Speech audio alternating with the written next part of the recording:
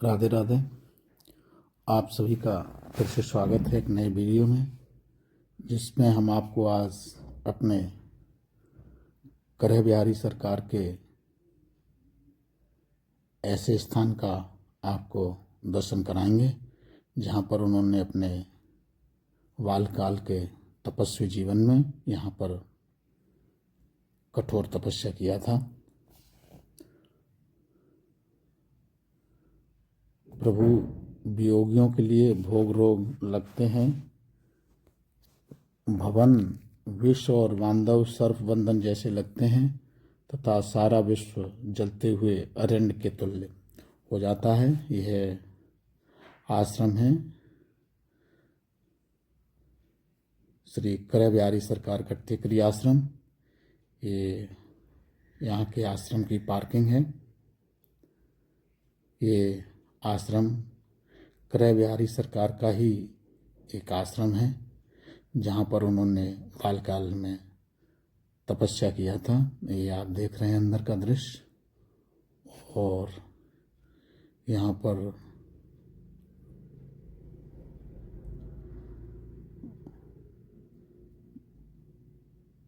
कई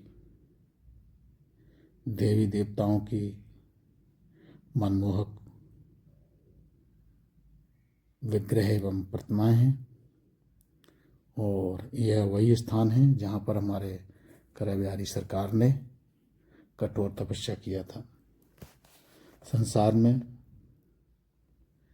ये आप देख रहे हैं इस आश्रम के श्री हनुमान जी महाराज का विशाल विग्रह है, और यहाँ पर ये हनुमान जी का विग्रह के समक्ष अनंत रामचरितमानस पाठ चलता रहता है। ये हनुमान जी का विशाल विग्रह, और यही इस मंदिर के प्रमुख दर्शन हैं।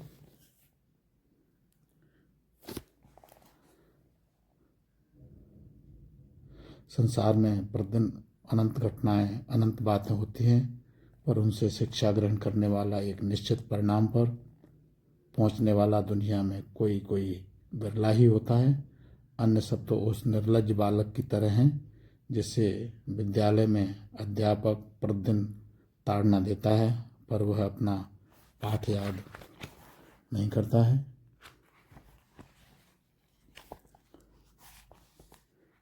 या कई बार ठोकर लग जाने पर भी संभल कर नहीं चलता है। इसके लिए कुछ ईश्वरीय आदर्श उपस्थित होते हैं जिनको देखकर दूसरे प्रेरणा लेते हैं।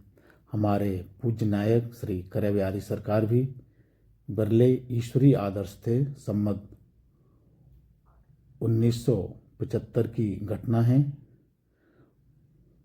बंधा टूटने के पश्चात वे ग्राम से अलग मकान में तो रहते ही थे, पर उनका जी और भी एकांत चाहता था। संयोग की बात थी, आषाढ़ का महीना लगा। गगन के मैदान में बादलों के दल जहाँ तहाँ डेरा डालने लगे।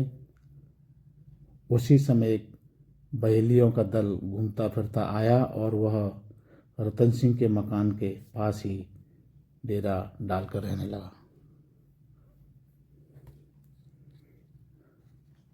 उस दल के लोग कस्तूरी, शिलाजीत आदि अन्य वस्तुएं बेचते और आसपास पक्षियों को मारते थे। अपने ही मकान के पास ऐसे लोगों को देखकर रतन सिंह को बड़ा दुख हुआ। वे मन ही मन अपने भगवान से प्रार्थना करने लगे, हे प्रभु, यह आप कौन सी लीला कर रहे हैं। सहसा उनके मन में प्रभु की प्रेरणा हुई। वे सोचने लगे कि वास्तव में कालरूपी पार्थी का दल प्रत्येक घर के पास अपना डेरा डाले हुए है। जिन जिन का समय आता जाता है उन्हें वो मार देता है। जो घर के बंधन तोड़कर भगवान की शरण में चला जाएगा वही बच जाएगा। यह सोचकर घर से चुपचाप निकल गए। माता विजय कुमार ने देखा कि हमारे सरकार घर पर नहीं है, तो सोचा कि ग्राम में कहीं गया होगा। सांझ हुई, रात आई, सब लोग अपने अपने घर लौटे, और माँ का दुलारा हमको रतन सिंह कहने में थोड़ा संकोच हो रहा है, तो इसलिए हम रतन सिंह, जहाँ रतन लिखा है वहाँ हम अपने सरकार ही प्रयोग करेंगे। वह सोचने लगी, कथा वार्ता सुनता होगा, सवेरे तक आ ही जाएगा। प्रातःकाल हुआ, हमारे सरकार नहीं आए। माता दौड़ी हुई मुराबाद गई, देवीराम बोहरे को सूचना दी। यह तो हम बता ही चुके हैं कि वे अब देवीराम के यहाँ नौकरी नहीं करते थे, और करते भी क्यों। हम चाकर रघुवीर के, पटो लिखो दरबार, तुलसी अब का होंगे नर के मनसूबदार। देवीराम बेचारे माँ के आग्रह पर अपनी घोड़ी पर बैठकर कई जगह खोजने गए, पर हमारे सरकार नहीं मिले। सहसा कुछ चरवाहों ने सूचना दी कि सरकार बिल्कुल समीप की पहाड़ी पर हैं, और बिल्कुल साधु वेश में बने हुए बैठे हैं। गणमान्य लोग टेकरी पर गए। यह वही टेकरी है जहाँ पर ये इस समय मंदिर बना हुआ है। पहाड़ियों को ही लोग टेकरी के नाम से पुकारते हैं। वहाँ जाकर सबने कहा कि घर छोड़कर क्यों चले आए, वहाँ भी तो तुम अकेले थे, भगवान का भजन वहाँ भी कर सकते। हमारे सरकार बोले, वहाँ तो पारधियों का दल डेरा डाले रहता है। लोगों ने कहा पारधियों के दल को हटा दिया जाएगा। सरकार ने कहा, अरे भैया, बरसात के दिन हैं, हम कष्ट उठा लेंगे, पर अपने आराम के लिए किसी का घर बिगाड़ने को कैसे कहें, यह ठीक नहीं। अब हम यहीं रहेंगे। लोगों ने बहुत कहा, माता भी बहुत रोई गाईं, परंतु वे घर नहीं लौटे।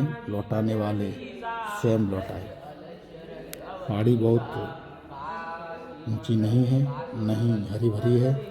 वृक्ष के नाम पर पूरी पहाड़ी पर एक पीलू का पेड़ है। उसी पेड़ कहना भी व्यर्थ है, वह एक प्रकार का झुंकटा ही है। मेहंदी के पेड़ की तरह उसको बढ़वार होती है। पीलू की बगल में ही टूटा फूटा हनुमान जी का एक मंदिर था। वे बड़े सिद्ध हनुमान माने जाते हैं, वह आज भी हैं। उनके हम आपको अभी दर्शन कराएंगे। हमारे सरकार पीलू के नीचे एक पत्थर के टुकड़े पर जा बैठे थे, और लोग अब उन्हें संकोच से रत्ना कहने में डरते थे। अतः रत्ना के स्थान पर बाबा पद का प्रयोग करने लगे थे। रत्ना बाबा उसी पेड़ के नीचे एक पत्थर पर बैठा करते थे। बरसात के दिनों में सारी रात, सारे दिन भीगा करते थे। पत्थर पर बैठे रहने से चमड़ी कड़ी हो गई थी। किसी से कुछ मांगते नहीं थे। माता उनको आकर भोजन दे जाती थी। ग्राम के लोगों ने टेकरी पर एक झोपड़ी डाल दी। पूज्य महाराज जी टेकरी पर 11 महीने तक रहे। टेकरी यह वही स्थान है जो अभी हम आपको दिखा रहे हैं। इस समय हम टेकरी पर ही है। संवत 1975 में भयानक महामारी पड़ी। उन दिनों वे टेकरी ही पर ही थे। चारों ओर जलती चिताओं को देखकर उनका करुणापूर्ण हृदय दुख से भर गया। उन्हें लगा कि सारा संसार जल रहा है। उनका मन उस समय अपने प्रभु में मिलने के लिए आकुल हो उठा था। वे दिन भर रोते, रात भर रोते, आँखें सूज गई थी। बार बार कहते, हे रघुनाथ जी महाराज, तुम कहाँ हो। आखिर एक रात को उनकी विरह वेदना अधिक बढ़ गई। वे बड़े जोर से रोने लगे और कहने लगे, हे प्रभु मुझ पर दया करो। हे राम, तुम्हारा बिना मेरा रोम रोम जल रहा है। मेरे नाथ, मुझे चरणों में शरण दो। हृदय इतना व्याकुल हुआ, प्रभु से मिलने की इतनी चटपटी लगी कि झोंपड़ी में आग लगा ली और आंखें बंद करके झोंपड़ी के अंदर बैठ गए। विरहियों के लिए मृत्यु तो उत्सव होती है। जिस मरने से जग डरे, मेरे मन आनंद, मरने ही से पाई हूँ पूर्ण परमानंद। जी, श्री महाराज जी भी उसी लगन के विरही थे। झोंपड़ी में आग लगा ली। फूस का सूखा झोंपड़ा था। आग फैलने में कितनी देर लगती। आग की लपटों ने सारे झोंपड़े को लपेट लिया। दूर तक धुआं उठा। लपटें लोगों ने देखी। बाबा महाराज को विश्वास हो गया कि प्रभु से मिलने में अब देर नहीं है। पर न जाने क्या हुआ, अचानक किसी ने बाँह पकड़ के बाहर खींच लिया और कहा, धैर्य रखो, करह पर चले जाओ। सारा झोंपड़ा जल गया। आई मौज फकीर की, दिया झोंपड़ा फूंक। महाराज जी का एक रोम तक नहीं जला। जलता भी कैसे। ताकर दूत अनल जय सिरजा, जरा न सोते कारण गिरजा। और यह इसलिए था कि प्रहलाद जी की तरह राम नाम के अनंत जापक थे।